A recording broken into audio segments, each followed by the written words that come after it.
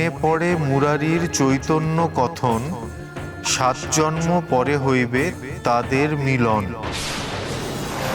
একদা জঙ্গলে বসি মুরারি মোহন, পাইল হঠাৎ এক সাধুর দর্শন।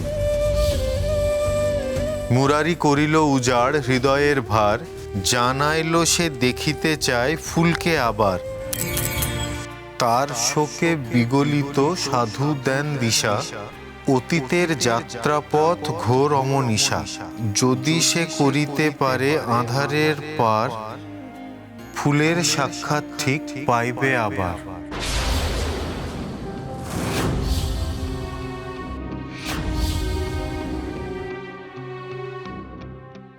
অতীত যাত্রা মানে টাইম ট্রাভেল,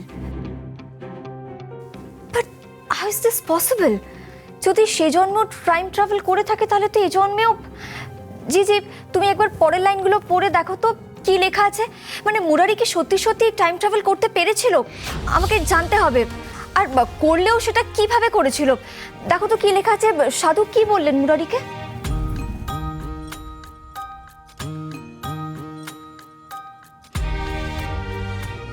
আকুল হইয়া পথ সে জানিতে চায়, কিভাবে অতীতে যাইবে কি তার উপায়।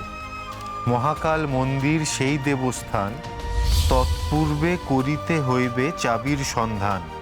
বলিলেন সাধু আরো বলিলেন সাথে, অতীতের 3 চাবি ত্রিদেবের হাতে। বিষ্ণুর মন্দির পরের দেবস্থান, চক্রধরপুর হইল দ্বিতীয় সন্ধান। ত্রিদেবের কৃপায় মুরারি 3 চাবি পায়, মহাকালী মন্দিরে অবশেষে যায়। শালুক ডাঙ্গাতে শেষ অতীতের ভার, রক্তপানে তুষ্ট দেবী খুলে দেন দ্বার। আবার ফুলের দেখা পাইতে মুরারি, অতীত যাত্রা পথে হয় অভিসারী। সময় বহিয়া যায় কালের গ্রাসে, মুরারিও একদিন ঠিক ফিরে আসে। 3 চাবি যথাস্থানে ফেরাতে সে যায়, ভূতের রহস্য শেষে ভূতেই লুকায়। বসন্ত লইয়া রং আসে শাখে শাখে, ফুল আর মুরারি তবু অধরায় থাকে।